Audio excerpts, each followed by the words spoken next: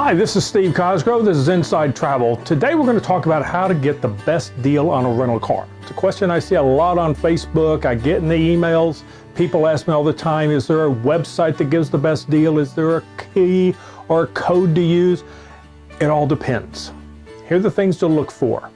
Depending on where you're going and when you're going, it's going to have a lot to determine on the rental car rate.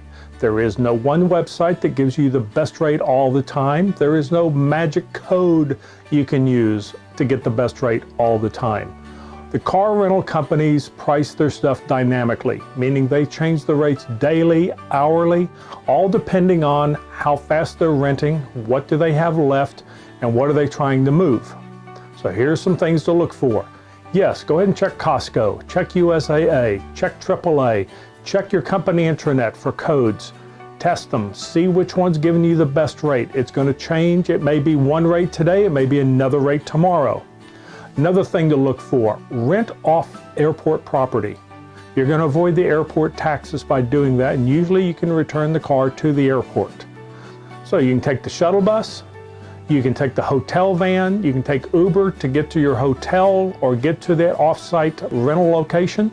For instance, here in Dallas-Fort Worth, you can rent from Hertz at the airport, or you can rent from Hertz in Grapevine. You can take a train from the airport to Grapevine that goes within about 2 blocks of where the Hertz location is and pick your car up there.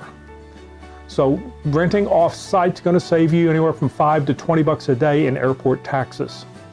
Look at your insurance. Check your car insurance at home, and does it have a policy or a part of it that covers you if you're renting a car when traveling? It may domestically, it may not internationally. Ask and check. Or do you have a credit card that covers you for rental car insurance when you're using that card to rent your rental car? That way you can avoid the rental car insurance fees, which are pretty high, and that can save you money. Next, do you really need the rental car? Say you're going to Vegas for 3 or 4 days, and one day you want to go to Hoover Dam. Rent the car that day. Drive to Hoover Dam, see it, then return the car, take the shuttle back to the hotel.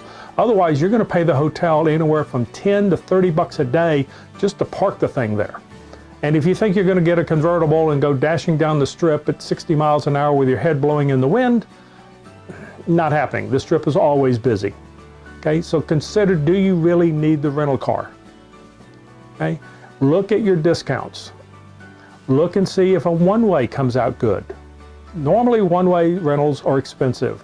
At certain times of the year and certain destinations, not so much.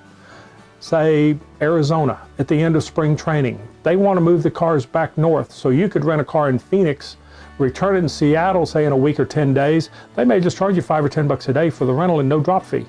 The same for Florida, going back north at the end of spring break or the end of when the snowbirds go home. The one-way rental cars can be extremely inexpensive and makes a nice drive trip, so you can save there. Don't always assume the same rental car company is always going to have the cheapest rate for you. They vary. Hertz may be one time, Enterprise another.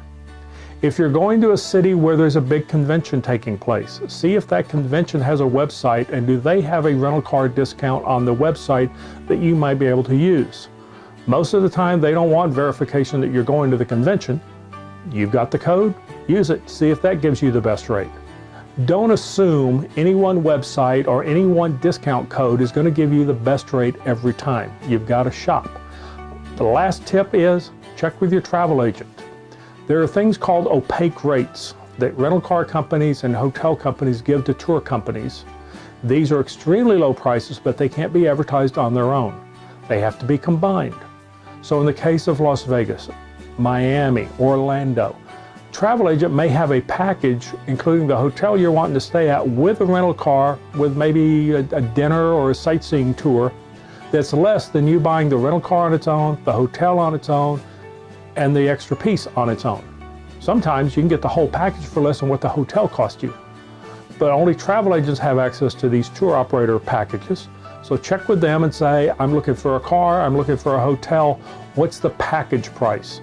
What these companies are using are these opaque rates that are unadvertised, can't be advertised, and you have no access to.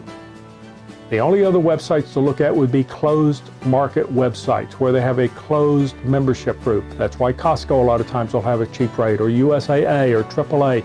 These are rates that can only be shown to members, Can't be shown to the general public. They're going to be cheaper than what you find on the rental car website themselves and give you a deal. But still, shop around. They may not be the lowest rate. Costco may be cheaper one time, Interline Travel another, AAA another, or the tour package may be less. So you've got to shop around. Don't ever assume one site's going to give you the best price all the time. If you like the video, below, make comments. I'll try to respond to them. Share the video and subscribe to our channel so we can keep you posted when we come out with new videos. For Inside Travel, this is Steve Cosgrove.